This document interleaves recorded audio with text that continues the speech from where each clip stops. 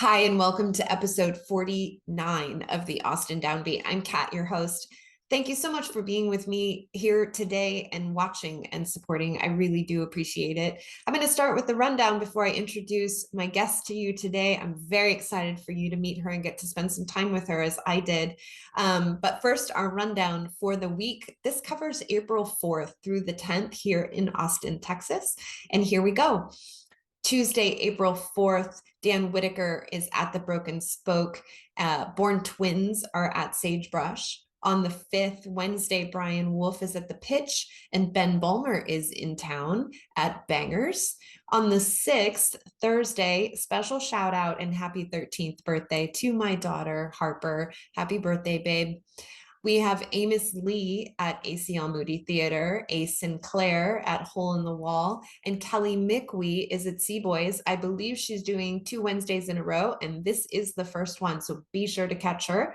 On Friday, on the 7th, Madame Radar is at Meridian. David Shabani is at Geraldine's. On the 8th, which is Saturday, get ready for this, Matenko is at Central Machine Works. Daniel Fears is at Draylen Mason Studio. And Ray Prim is at Saxon Pub.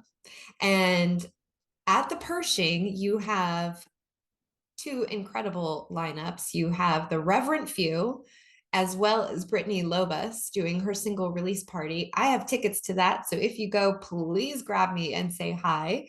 That's going to be really, really fun. And coming down toward home base here on the 9th, which is Sunday, Dave Scher is at Hi Hat Public House. And the 10th, you have your residencies for Monday night. You have Monday Night Supper Club at El Mercado South. You have Brian Wolf doing his thing at the Driscoll. And you have Bob Schneider doing his thing at the Saxon Pub. And Dale Watson does his thing at the Continental Club. That does it for the rundown. As usual, please make sure you are going to see live shows. That is one of the best ways that I hear from folks on this show from their mouths that you can support them. And after all, that's a big part of why we do what we do, right? Okay, so today's guest, I'm so excited for you to get to spend some time with her, just as I did. I absolutely adore this woman, Paige DeChausse. She is the lead vocalist for the Reverent Few. She is also 1/5 of a pretty awesome all-woman band called PAACK, and they play at the Saxon Pub every Thursday night. So there is no excuse to not see her, at least there. Paige and I bonded over all things old school and 70s, landlines, vinyl, bell-bottoms. She loves velvet. I love the idea of velvet, but it makes me like close up. So, but I love velvet.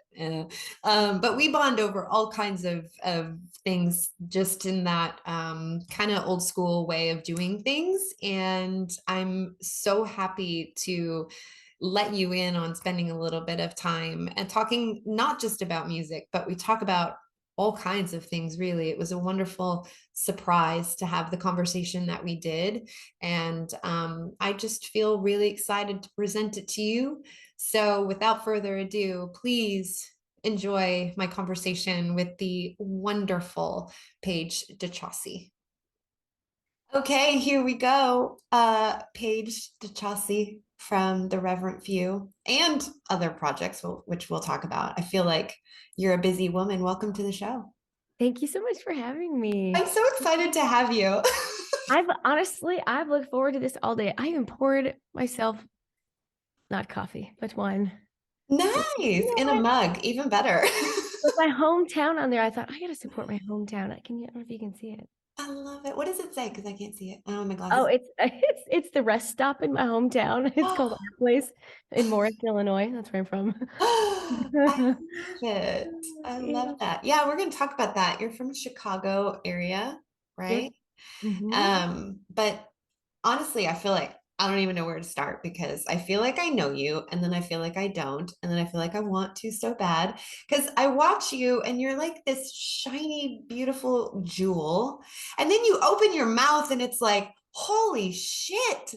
Oh, you Like, are way too nice. no, I'm not saying that anyone listening and watching that's seen you has not thought to themselves, I am absolutely blown away by the amount of power that comes out of you. I am too some days. I'm like, sometimes it works and Yeah. sometimes I go, come on, get it out, get it out. I know you're in there. Thank you. I really appreciate that a lot. I mean, it's insanity. It's so fun to watch and listen to. Um, let's back up for people that don't know you and that are just getting an opportunity to kind of dive into all things Paige. So you have a band called The Reverent Few I with do, yeah. your fiance Nick. Mm-hmm. Uh-huh. And you guys Yep. kind of do the lead vocals, and then you also have Ashlyn on drums and Christopher, aka Spanky, on bass, doing the Yep. stank face. Yep.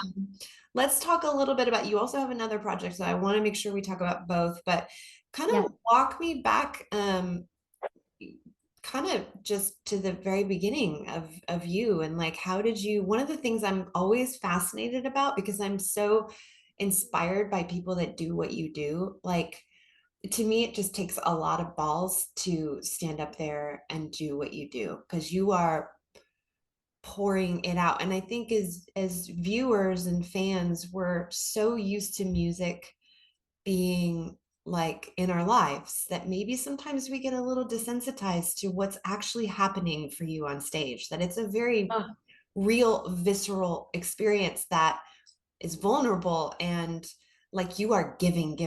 So I love to really talk about that. How did you know, and when did you know that that's what you wanted to do? And even more, that you could do it well.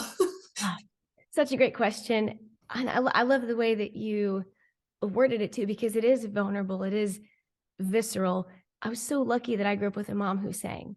So I was just, oh, I was like inherently came out of the birth canal singing, Oh, never made a conscious decision. Like I never made that proclamation, I'm going to be a singer someday, because yeah. I just sang all the time. So much so my mom was like, Samantha Paige, you're going to lose your voice if you don't stop singing. Get out of the back room, stop practicing.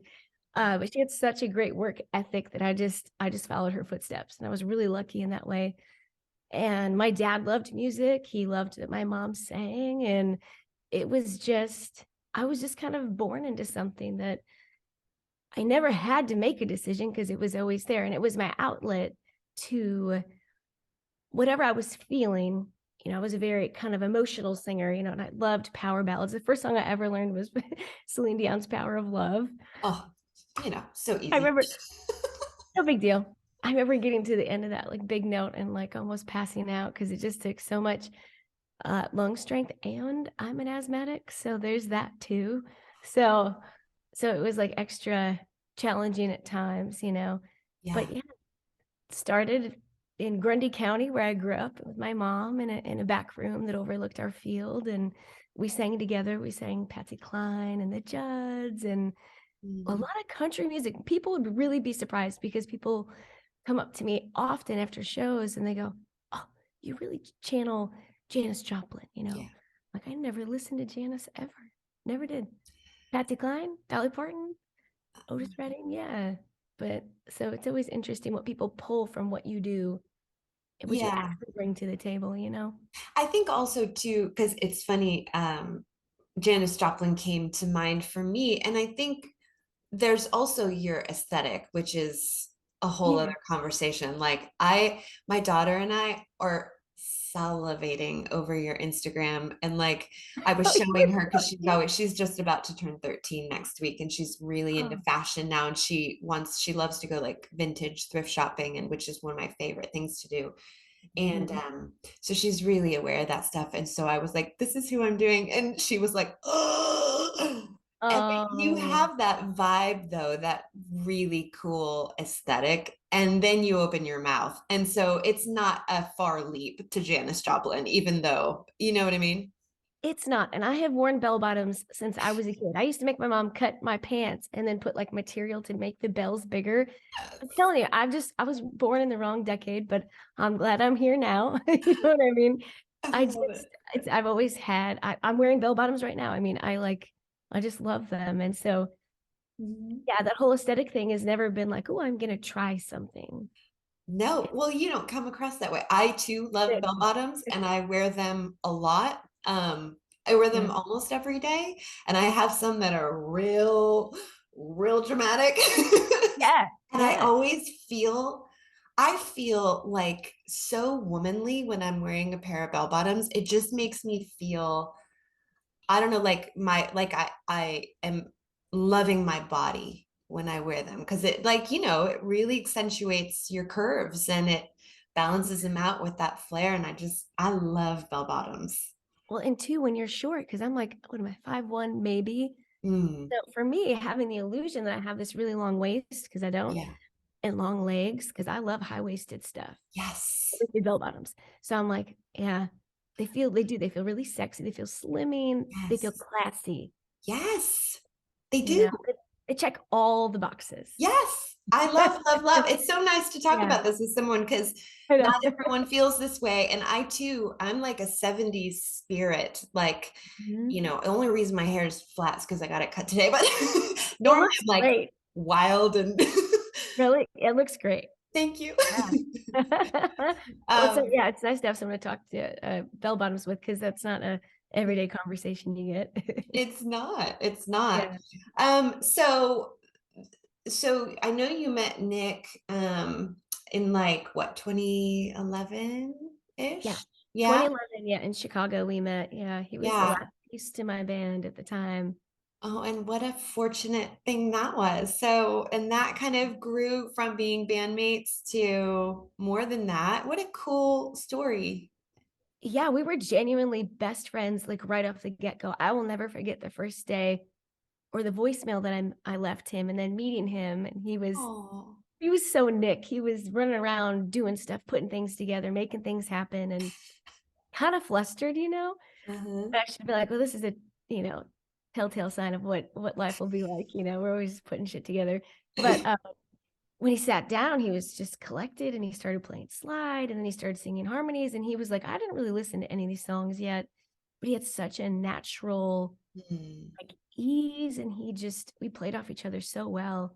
mm, We sat down that night and talked about old soul music and I was like, oh dude, you're like my best friend, like where have you been? And the mm, buddy that had introduced us is a wonderful friend and musical mentor of mine, so it was mm. really serendipitous.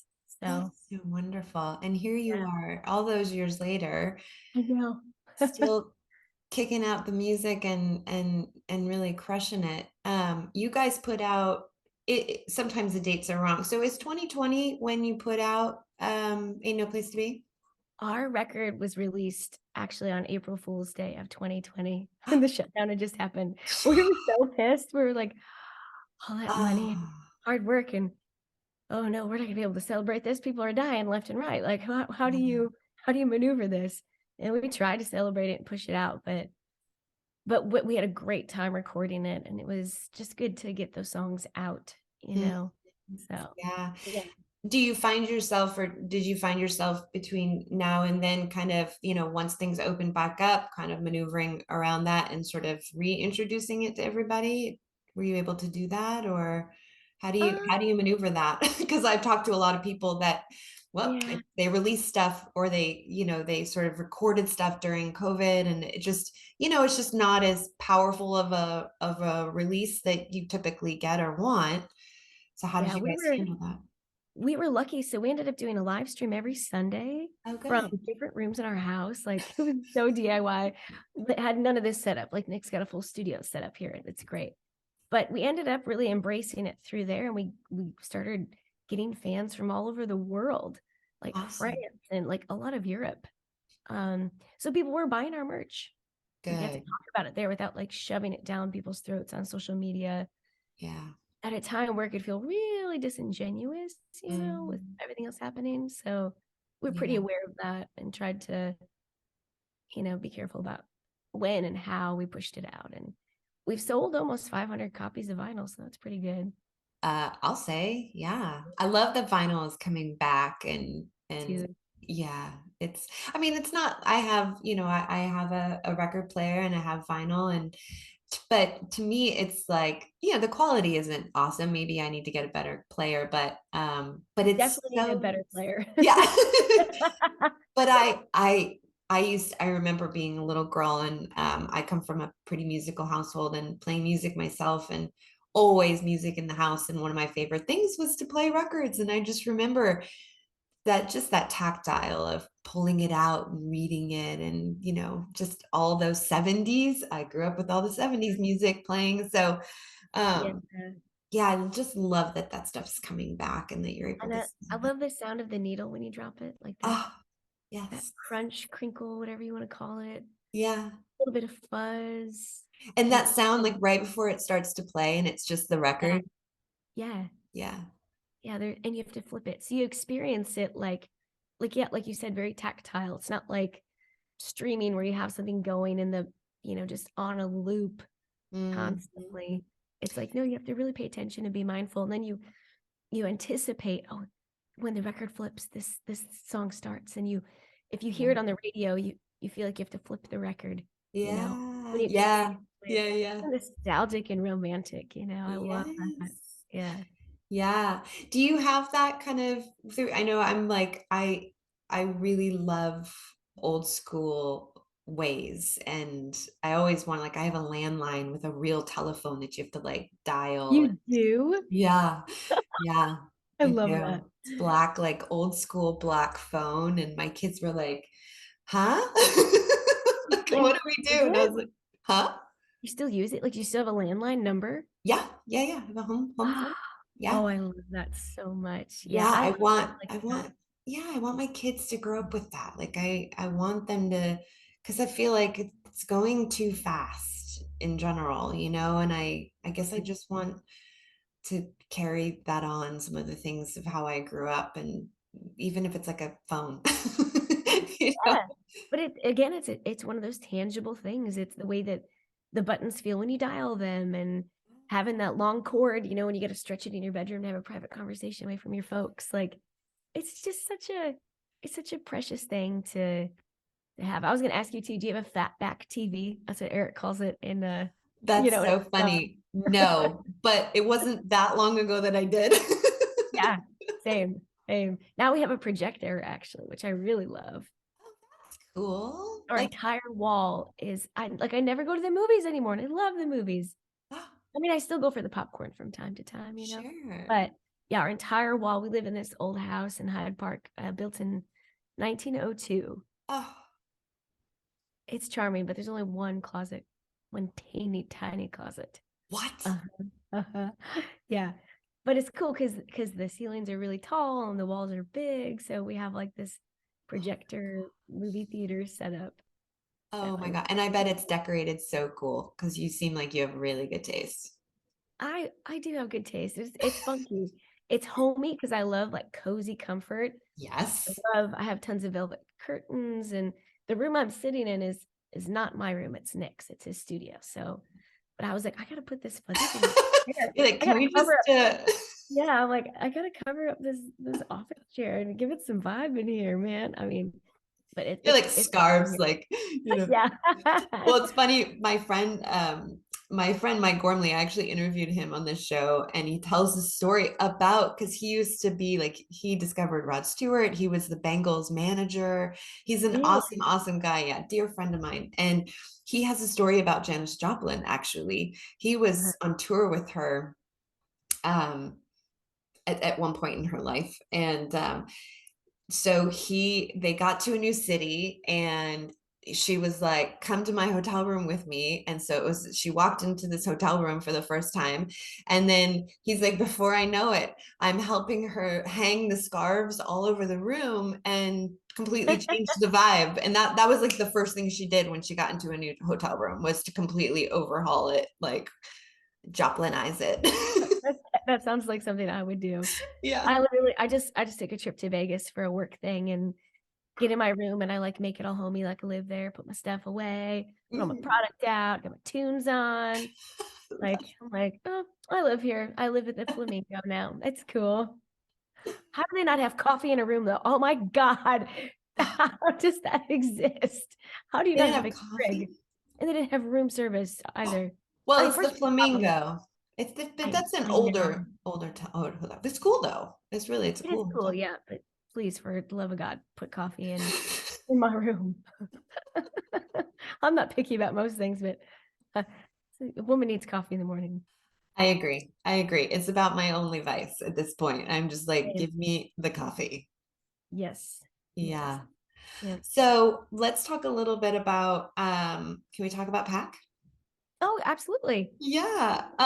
Friends. Yes. And my goal is to have each and every single one of you Oh, on. yeah. So I can't wait to do that.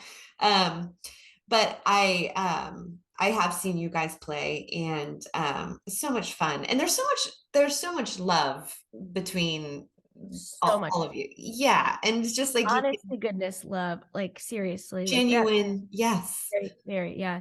Yeah. So I wrote it down just because my brain sometimes floats, but obviously it's you, Kelly Green, Andrea McGee, Carrie Hudson, and Violet Lee. Is it Violet Leah or Violet Lee? Yeah. Just Leah. Yeah. Yeah. Yeah. Yep. Yeah. And like all of you are doing your own things in other projects, and then you come together and do this. And just so everyone listening and watching, every Thursday at 6 p.m. at the Saxon Pub, you guys Free. play for Yep. free. For free. And you bring the house down, and it's just like it's the coolest thing ever. How did that come about? Talk a little bit about that project. Oh gosh. I feel like it's been 3 or 4 years now, but Andrea was offered a residency at Sea Boys, and she was like, let's get a bunch of girls together. Let's kind of, because her and I and our other friend Amanda Darnell, of a band called Ruby Dice, had kind of been sitting around singing some songs together, and they were like, well, what if we got Kelly Green, and what if we got Carrie Hudson? And I was like, oh, this is great. Like, yeah. So it started out as kind of a jam, Yes. song swappy, but still kind of a jam. And then we all became really good friends.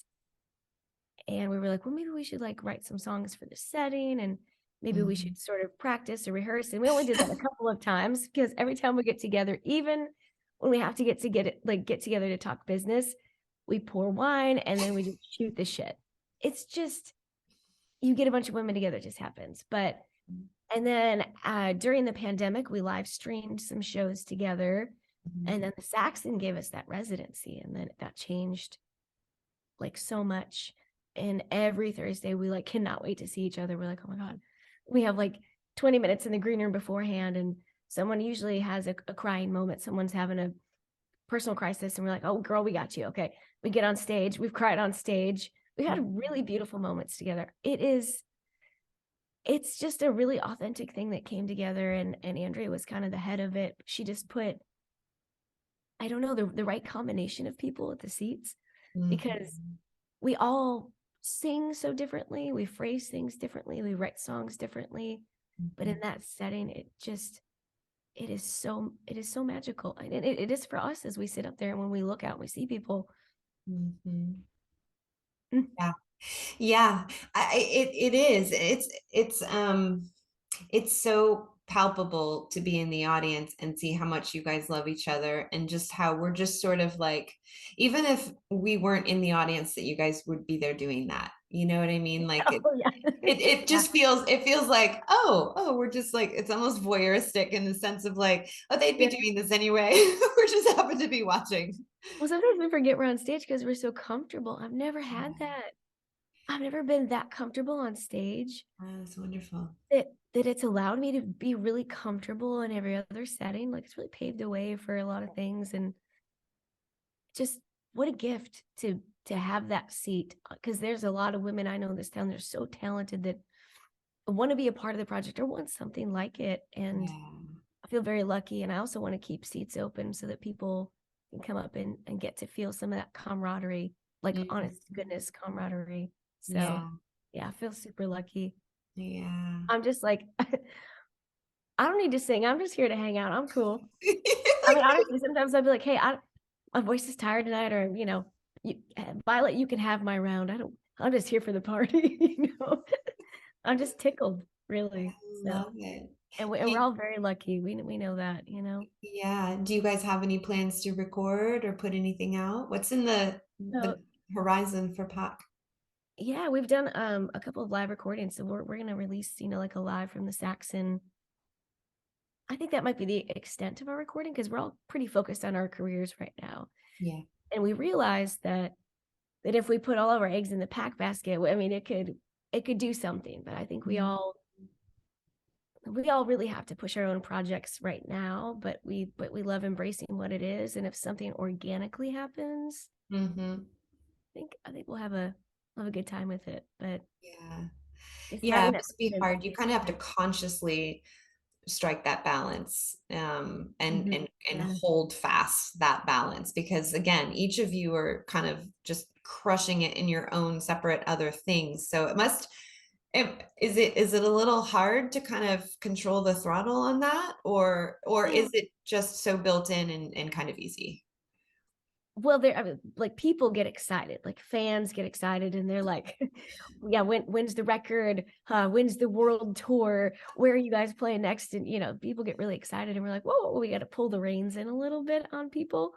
Yeah. Hey, and we know that this could kind of do something, but we have to honor Mhm. our careers and our personal, bands, because that's where we all really like to shine. But when you put that many women together, they're like superpowers. I mean, And like powerful women, like yes. there are certain things that I find myself admiring about each of you, like, and it all sort of sits in the vessel of your power as individuals, and the way that it comes across individually and uniquely with all of you. But there is a thread that runs through each and every one of you that is just like badass woman. And like, oh, I want to hang out with them. Like, I want to osmosis. Like, I just want to, can I just breathe the air in the green room with them for just like 5 minutes? Just and then I'll like go about my day and feel like, yeah, I can be powerful too. Yeah. So, I mean, it's really neat. It's really something cool to watch, you know. I hope that.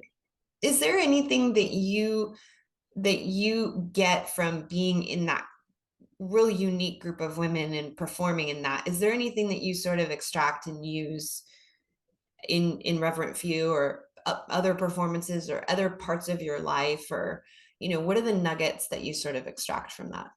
Gosh, that's a really good question. I think that in that setting, I get to be me, like so me. I was just Mm, sitting on a stool telling stories. Like I said, I've cried up there. I've shared really vulnerable things that I've been going through, and I feel like it's allowed me to do that in my own band. Not like, oh, I have to be a front person. I have to be a badass in a different way. And I feel like I get to pull out a little softer side of me, and tell more stories and be a little bit more cheeky and just be mhm. myself. Yeah. Like I feel like actors, they have to play this role, and my role is to be more me than I have ever been, in the most transparent way I can be. And if I do my job right, then that comes across, and I think that's most important. And sitting in that setting has definitely inspired me to do that more.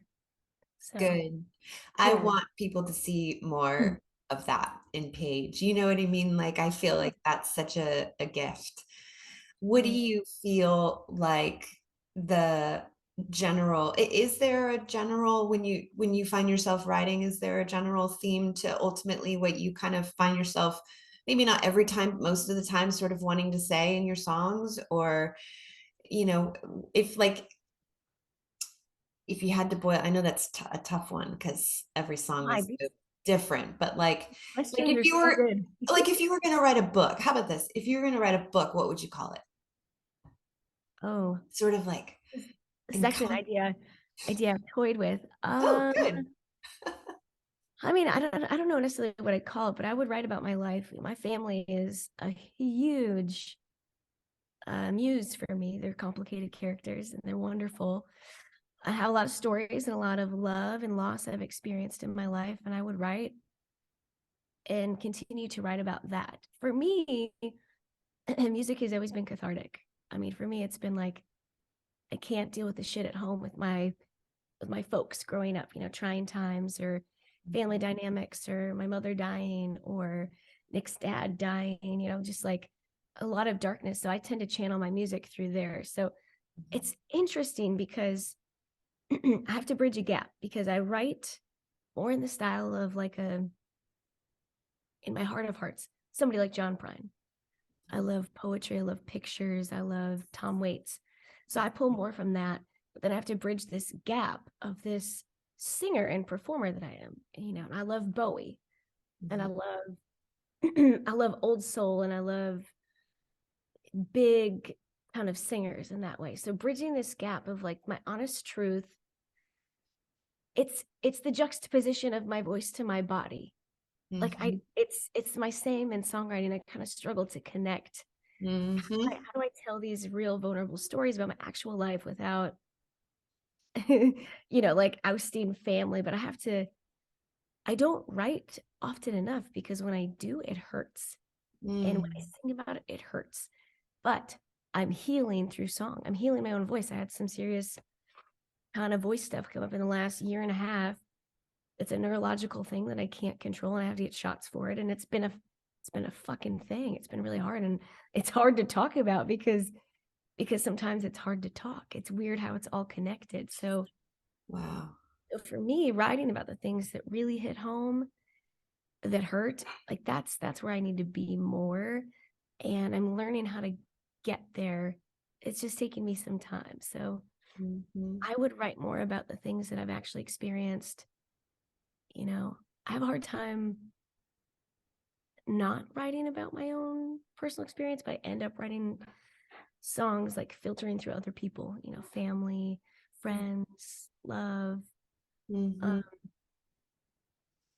You play yeah, around sometimes putting things through a filter of someone else's perspective, maybe about something that you're trying to say.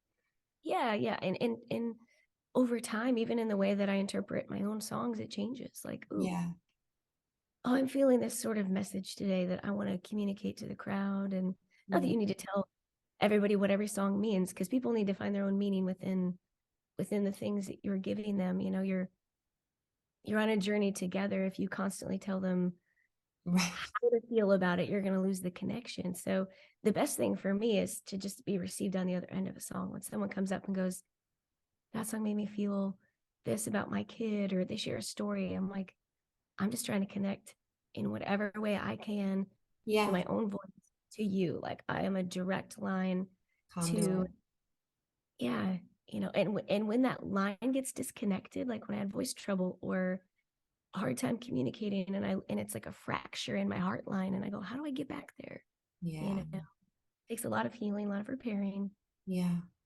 So How do yeah. you take care of yourself? How do you get back there? What are some of the things that you do to, I know that you love yoga. I do, yeah. I practice a lot of yoga. I did Bikram yoga for a long time. Mhm. Don't like the guy, love the practice, got Eric into it. And it was a life changer for me. So Mhm. there's that. I have a voice coach I work with now.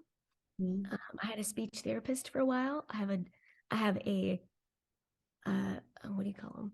A laryngologist is what his title is. Chad Whited, a Okay. doctor I met through Ham, who's helped me Mhm.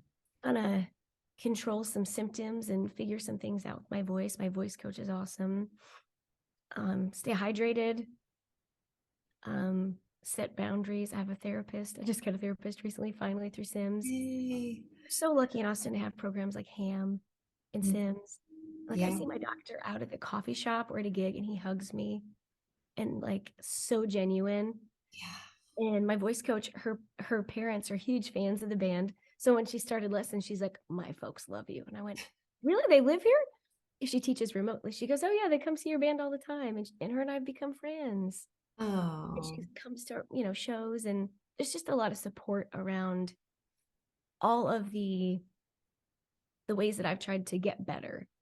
And people are Mhm. so integrated in that they're really invested in you, and it makes you want to do better. And I'm a student, like I'm a student for life. Like practice, I will practice before I teach. Like Mhm. people go, oh, why don't you teach voice? I go, oh, no way. I'm learning so much. I still don't know enough.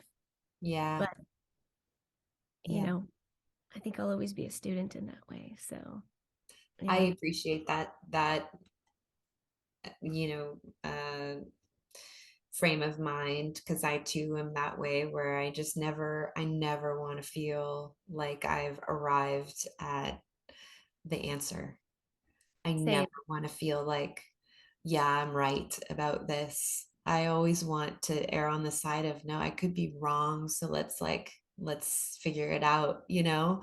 Like Yeah, I'd let's rather keep wing growing. something. Yeah, than like feel like I've perfected something. I always thought it was just me being kind of contrary of like, to the dynamic of my older brother who's very like academia and just very book smart. And I was always a little artist and, you know, weirdo. And so I always thought like, oh, that's just me being my character. But I really love that. Like I I see life as an adventure to be had, not a problem to be solved. So Totally. And we're curious people. We're creative. We're curious. We want constant yeah. flow of things. If it's like you said, if you get to that state of arrival and I have arrived, what's next? Like this, what do you, what do I do now? You know what I mean? Yeah. So I love that. I love that you Yeah. think that way. I think that's wonderful. And Yeah. everyone should pull from that, really. Yeah. It definitely makes life more fun, and Yeah, kind of a little lighter in the sense of like just not taking things super seriously. And there's some people that are just so convicted in what they cling to, and that's fine. But like, yeah, I don't like doing that. Kind of same. just, Yeah. yeah. Let's talk about what's on the horizon for the Reverent Few. I feel like, is there new music There brewing? is new I, music. I Yeah. feel like The there thing, probably is. the thing about Nick and I and the Reverend Few is like, man, we're slow burn. We just are. I've accepted it.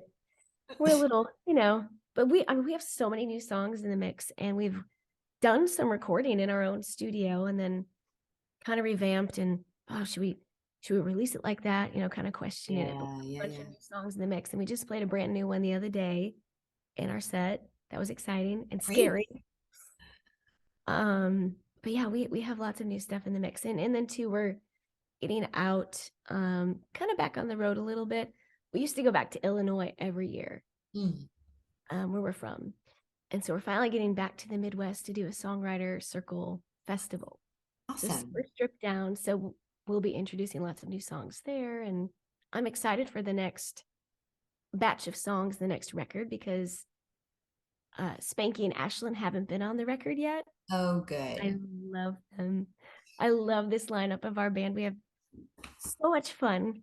We laugh probably too much. And Spanky, he's my fellow asthmatic in the band. I love his bass playing. I love his energy. Ashlyn's a great drummer. She's become one of my dear friends. Yes. Have really good synergy. So I'm excited to do some recording together. So that'll be fun. Mhm. So yes, new songs. Yeah. Is the songwriters kind of stripped down? Is that a good space for you to introduce the new stuff? Does it feel safer? You said it was scary to play a new song. Why does that feel scary to you? Tell me a little bit more about that. Like, because I would feel like, I mean, when you're that good, I feel like, and I know better than to think this because I talk to so many musicians, but like Mhm. it's sometimes hard to believe that someone like you that's so freaking talented gets nervous or scared. But then I have to go, of course she's human and everybody does, but like what's scary about a new song? Like what's the worst thing that could happen for you in that moment? The worst thing that could happen is I open my mouth and nothing comes out, right? Worst Okay, thing that can fair. happen. Okay. But I don't even, oh, you're so cute. I don't even know that like I care so much what people think on the other end, but more so like when you're playing with the band, you have a lot to hide behind. Hmm. So there's a lot of noise and drums. When it's stripped down, it's just you and a guitar. Yeah. But I love that because that's where my songwriting starts, is in a very basic kind of stripped down way. Like I write a lot of songs kind of by myself on a voice memo in the office that I work at. It has really good acoustics. That's sweet. And I don't play an instrument. So these things kind of come to me without instrumentation. I'll Oh, be listening to something and go, oh, I wish he would have said it like this, like a song. And then go, and then I'll pull something from that and start writing my own kind of sentiment about yeah. that notion or whatever. Yeah. So playing new songs with the band is really exciting because there's energy and we're all kind of nervous together, not nervous, but excited, anxious together. So that can be really fun. But then it's like, have we rehearsed it enough? Could it fall apart? But then that's also really fun. Yeah. So I think identifying what actually might feel like unnerving is just like good anxiety. Yeah. Also like, okay, you're free. There you are. There it is. The song is free. And now you, the fan, whatever, get to do whatever you want with that. Take from that as you will. Yeah.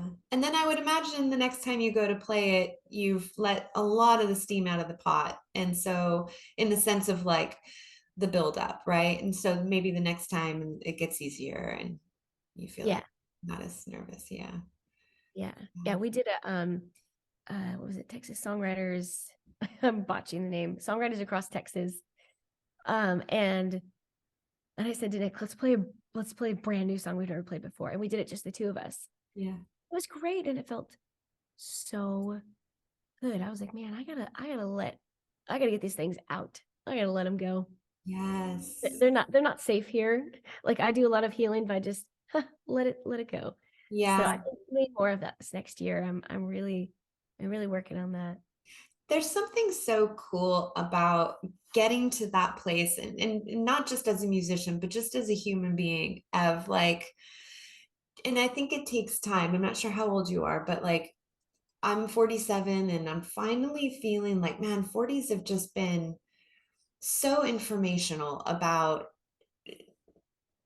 just closing, like kind of punctuating the sentences on things that just have kind of been left hanging for so long of like who I am and how I feel about things and how comfortable I am in my body. And there's something so cool about putting yourself out there and like really knowing how to manage it if you mess up. Like this is so stupid today, but like this made me feel really happy. I'm just going to share the story because it's so stupid, but I love it already. I love it already.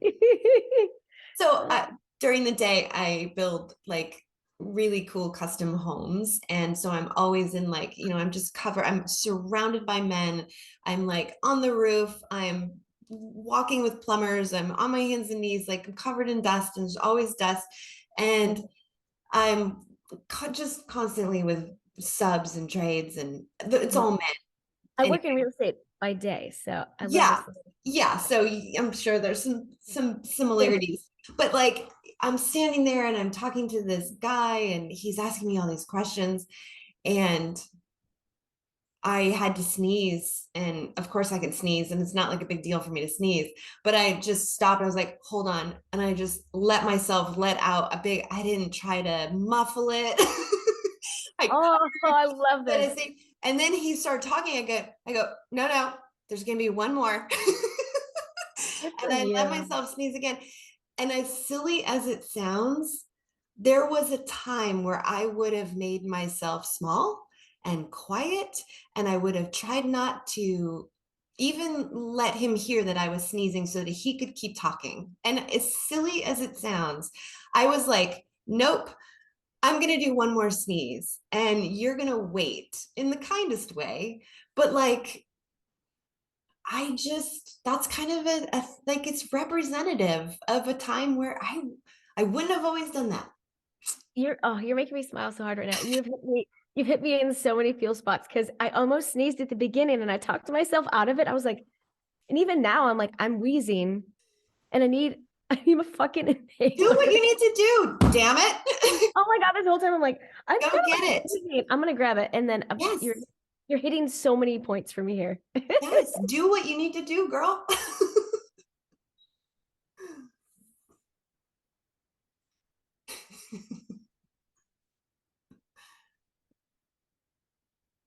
I love it. This is making me laugh so hard. Yeah, but there's so much power in that, right? I mean, that moment is a small example, but I think it's so neat to be at an age where that's happening in big ways too in my life, and so it's cool to just feel comfortable in my body and feel comfortable with and to circle and land this plane, like to circle back to why we're talking about this is just like I want I want you to do that more, you know, like I want that from you too. I want you to give us all that you're willing to, because it's just, Yeah. you know, like I'm so hooked on what you do, and I'm so hooked on who you are and, you know, what comes out of you. And so if I can just contribute to a little bit of getting that, you know, making you feel comfortable to You give that. just did. Like, I was like, why Yeah, did I use an inhaler? And why didn't I let myself sneeze? But I agree about getting older. What am I, 35 now? I used to be so hard on myself about my waistline because I'd be on stage and people go, "Oh, small girl, big voice." I go, what are they going to say one day if they don't have this right. thing, you know? And something during COVID, I don't know, or it was moving into this house and Nick and I finally having our own space together after a long while, but I just don't care. I Yeah. love it. I just don't care. It's not that I don't care about not taking care of myself, but and even with like the stuff with my voice, I really struggled about. I mean, like I had some really dark times where I went, well, who am I if I can't sing? This is my catharsis. Like, okay, well, if I can't sing anymore, then I'm gonna hum a record. I'm gonna hum songs, or because it satiates to do that. Yeah. And I'm gonna learn how to play guitar, and I'm gonna write that book, and then I started like gardening, you know, and like planting flowers and spending time with my dog and doing things that I was like, I'm not just a singer. I was so Oh, much more than that beforehand, but I really mhm, had to reevaluate like where my value was, where my purpose was, and something about getting older. If I could have looked at mhm. myself at 20 and went, you're gonna settle into yourself someday and you're gonna feel really good about it. And you're going to really understand what it is to love who you are. Yeah. Like, I feel like there is a grand canyon between a lot of the things that as we move through our life and we grow up, we hear all kinds of things, lessons that people are trying to teach us, you know, great little, you know, perfectly packaged. Here, I learned this the hard way. So here it is the easy way. And like, it's so easy to understand something conceptually. There is a grand canyon between arriving at that on your own time and for Mhm. your own reasons. And I couldn't agree with you more. Like, it's sometimes that I think that I'm going through something hard and I think like, oh, this is only hard, this is only hard. And then I kind of pick up my head and I go, oh wait, this is what it feels like to actually understand a cliche or understand that thing that I only understood in my head, and now I get it in my heart, and my body and my whole soul understands it. And now Totally. I can say I get it, and Yeah. then hopefully put it into action and do it or whatever it is, you know. Oh, that's the Yeah. other part. Well, and sometimes I feel like when you do one thing that's really hard, it's like your constant thing that you raise your other hard to. Like I was Mm, like, well, when my mother was dying, I could stand on stage, I could do all these things. I was having panic attacks, not for performing, but for other reasons. But I find myself measuring my level of hard to mm, that. And I go, well, this is about me now. mhm, Like this is a different experience. And I'm I'm looking at myself. I'm getting older. I'm getting married soon. I'm gonna have children. Like mm. I'm not hung up. I'm not like tethered to my ego. I want to tell my ego to fuck off more and more Yeah, because it means nothing. yeah. This life is fleeting. We could be here today and gone tomorrow, and just learning how to really be present and take the pressure off because we're just moment to moment. I think that kind of boils it down. I will say that for me personally, I always say the secret to life for me is the grace with which I jockey between how big I am and how small I am Oh, I love that. in every moment. Yeah. And if so, like I literally think about death every day, not in a morbid way, but I literally think about it every day. So do I, And yeah, multiple times.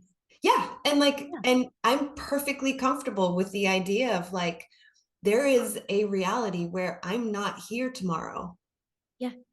Mm. And the more comfortable I get with that, the better, I guess. But also, like, I am a speck. You're a Mhm. speck. And we Yeah, are so tiny, but yet in this moment for my help or show, adopt. you're a big deal though too. I'm so excited to be talking to you. You're a big deal for me. You're But so we're also a speck. So how do you balance that? well, So so yeah, it's perspective, and that's it's such a good point. And it's like, realizing that yes, you are important. You're important in your own life, mhm. but also you are a direct reflection of everyone around you. So it's so not even about you. No. Because if I was here doing this all by myself, it would mean nothing because it's the people around me. And even because I think about death every day. I do. I have since I was a kid, Me too. and I've watched people die. I watched my mother die. I thought it was gonna be horrible. Mhm. Dreaded it my entire life. I always thought it would be tragic and traumatic, and it was sad. It was so beautiful. It was the it like turned me upside down because it was such an expectation I held my breath. I waited for it. I braced myself. I built years of anxiety and fear for a moment that had none of that. And I was like, why? It's the most Wow. beautiful thing ever. And Yeah. I thought, man, I mean, it's just, and then to be with somebody after they've passed on the other side of that, and you're here and they're there, that's a whole other head trip. And there's something about that that was such a release that I found more comfort in my own life. I was like, Mm. okay, and Mm. like, I don't know. I wish I could have given myself that gift at like 7 when I worried incessantly about when is she coming home? You know what I mean? As Yeah. kids do. But it was such a beautiful lesson for me. And it was such a beautiful thing to be next to. So Yeah. I think like throw those expectations out because you just don't know what a moment is going to offer you and what you could learn from it. So Yeah. And mm, even more reason to live fully and give yeah. deeply and fully. And, especially someone like you that has such a gift and such a beautiful heart to weave into your songs and your music and your voice. Like, to be able to give that to us is just such a gift. And I just want to say thank you on behalf of everyone that listens to you for giving that. And even through challenges and highs and lows, for continuing to do that. It's really freaking cool. Thank you. Yeah. I'm just glad people receive it and I just want to make people feel things. Hopefully Yeah. it's even if it's hard to feel it, like I want to encourage that because I need to do the same. Even So better. Yeah. We can yeah. do hard things. We can. We Yes, can. ma'am. Yes. Oh, Paige, we're running out of time. I feel like I could talk I to you. know, yeah. We're gonna have to get together. I Oh feel my like gosh, we might be yes. sisters. I feel such a, I do yeah, too. we're I very do. similar. Yeah. So many parallels and the conversation has just flowed so nicely and Oh. so nice not to just talk about music. Yeah, well, we're so much more than that, and I think that feeds Oh, into what you were saying. You yeah. are an entire universe. You're Yeah. not just one thing, and don't let anybody, but I know how that is though. Someone will say something. I have something in my life that was said a bazillion years ago, and to this day, it's still in there. And I know it's bullshit. I know it's so stupid, but it's amazing. And we have to be careful with our words, right? Because you just never know what's going to stick for someone. But yes, you are a total universe. So just don't even worry about those types of things. You have so much to offer. Thank you so much. You are so sweet. Yeah, we do need to get together. Seriously, we need to like get a glass of wine and hang out. I freaking love you. Oh, Eric, I'm Eric told so me he's like you too. You don't even know. So I literally I was like, well, should I show up in pajamas? Like I feel like I'm just gonna love her and I'm gonna be like really comfortable. And Eric is just like, just you are just gonna hit it off. So I was like, I was so not worried about doing any of this. Sometimes you can psych yourself out. Oh, I gotta talk about myself, and this has been so wonderful. so fun, so Thank good. you for doing this. Yes, I'm so happy to do it. I love you guys. I love everyone in this town that that is doing music, and it's such a pleasure to get to talk to you, because we talk about stuff that's, you know, I like to get down into the dirt. I want to talk about the humanity of what you do and how you do it, because you're human. And I just think that that's so valuable to people watching and listening. And I want to do my part in just promoting you guys, and, you know, making sure that people know who you are so that you can survive, because this takes Yeah, yeah. dollars to do what you're Yes, doing. And I yes. never shy away from that. Before we close, please tell everyone the best ways to support the Reverent Few, which I kind of probably know what they are, but from your mouth to their ears, what's the best way to support you? So the best way to support us is to come to a live show. Please buy some merch, enjoy the show, come talk to us afterwards. We love people. We love to hug people. Yay. Find us on Spotify, find us on social media. We post a lot of stuff there and we interact a lot with folks. But come to a live show. Come see the show. Come say hi. I want Yeah. to see. Yeah. And a playlist and a follow, and all those things are really All good this. for, you know. Yeah. Awesome. Well, Paige DeChausse, thank you for coming on. I cannot wait to hug you. Same. I can't Real wait to hug life. It's gonna happen. you. All right. That does it for another episode of the Austin Downbeat. Thanks, Paige, so much. Thank And you. we will see you next time. Bye. Bye bye.